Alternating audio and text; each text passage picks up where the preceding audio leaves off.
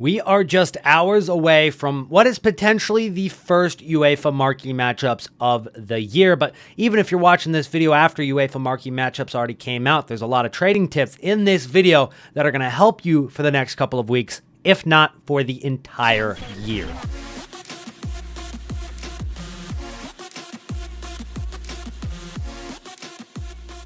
As always, I have to update you guys on what I've done in between last episode and this episode. And obviously, I sold my high-rated meta cards along with did some trading with the methods that I'm going to show you in this video. The Delict here, the Digne, the Manolas, all of these cards right there, trading method I'm going to show you guys here very soon. Same thing with Silicon. So what we're going to do is we're going to clear our sold items right here. And we've still got our Richarlisons, which didn't work as a great investment, but I've been relisting them for 4,700 coins each time. And I've already sold 3 of them, which is awesome because they don't sell for 4,000 coins. And I got them for 1,800. But unfortunately, he's still not up that much in price. Like, I did get him for 1,800. He's 2,100. I was expecting him to go up a little bit higher. But even since then, I've made 7,000 coins of profit just on selling 3 of them. And I've still got a bunch of the other ones still to sell. So I've been relisting those cards. An important thing to learn from that is, guys, if you have cards sitting on your transfer list, you should always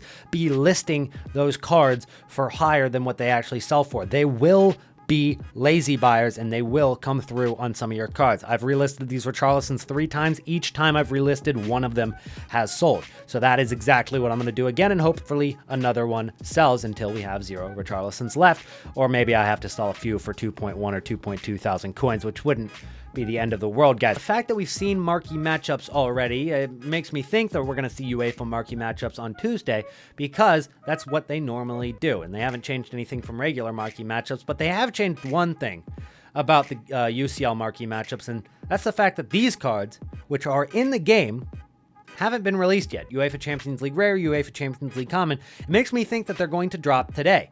And if they drop today, that's going to have quite the premium for those cards. The UEFA Champions League Common and Rare, but mostly the Rare cards, because those things are very expensive because they are often used a little bit more in the SBCs. They're needed more in the SBCs.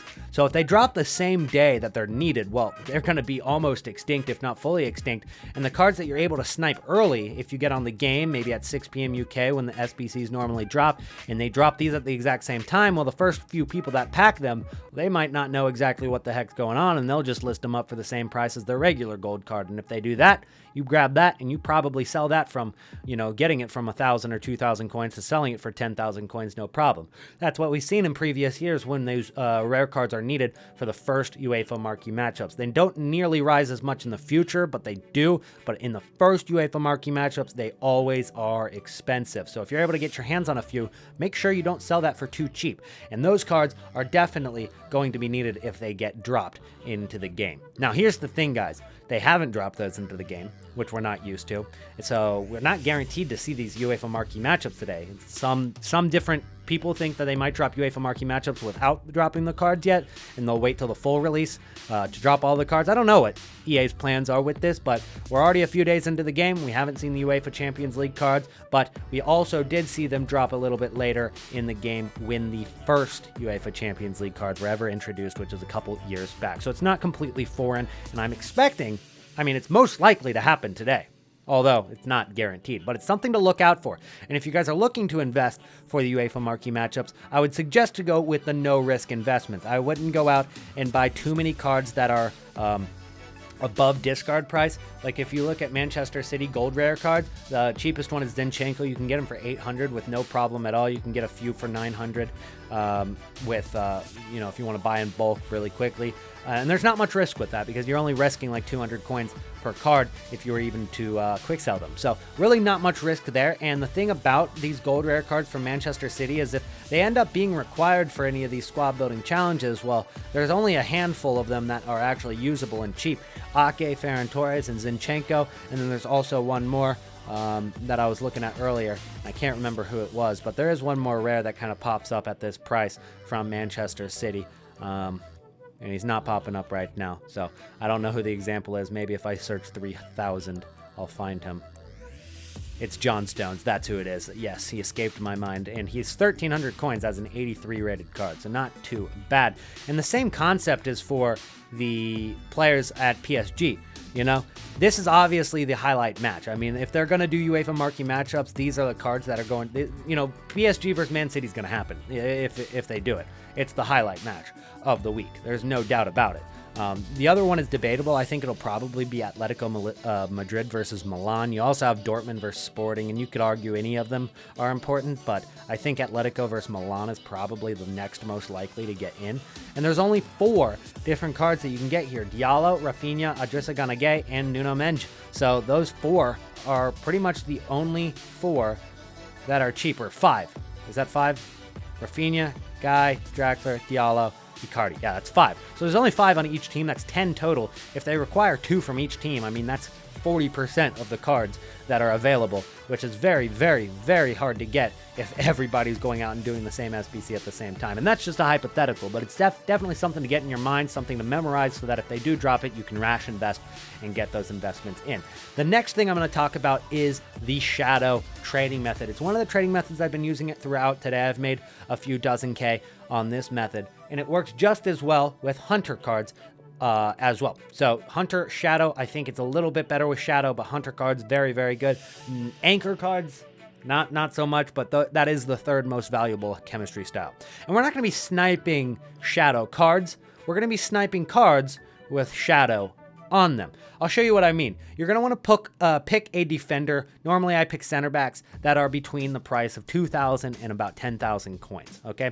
That are meta, not actually up in price for SBCs. Those don't count. So if a card that is just average, it's not great, like Delict, goes for like 4,000 coins on the market, right? He just goes for 4K.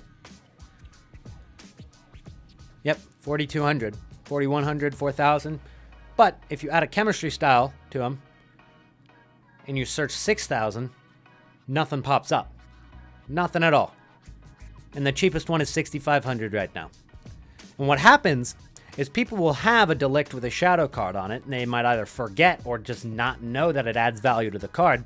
And they'll list those cards with the shadow on it for the price that his regular card is going for without a shadow, for about 4,000, maybe 4,200 coins.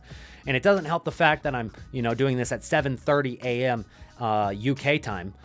It's definitely more effective during the day when everybody's on the market instead of the market being dead like it is right now, but it's still definitely a good time to show you guys, maybe not such a good time to actually use it. It's definitely better to use during the day when there's more people on the market, but that's exactly how it works. They'll pop up for 4,000 coins, and you'll grab it and you'll sell it for 6,500 just like that. 2,000 coins a pop. There was a point during the day where I think I grabbed 4 of them within a minute, and I made about 10,000 coins literally in that minute. So it was a very, very good minute of trading. Anyways, guys, I also have been using a little bit of a trading method with the SBC solutions. And what I mean by that is people use Futbin to get their squad building challenge solutions, similar to how a lot of you guys use my videos for squad building challenge solutions. But the negative to using Futbin, those things, they shoot to the top because they're listed as the cheapest, but then everybody that logs into the website at that time, which is a lot more traffic than my YouTube channel would get, right? It's going to have so many people doing the SBC at the same time. So a card that generally goes for 400 coins will shoot up to 2K or 3,000 coins for just a few minutes while everybody's doing that SBC. Eventually, Futbin will register that that card is now going for 3,000. That SBC solution will shoot back down because it's more expensive now, and then nobody will do it again. So that card will go back down in price over the course of the next few minutes. It'll go back all the way down to 400 coins, and then once it's at 400 coins, it'll shoot back up to the top of the solution, and it'll go up in price again.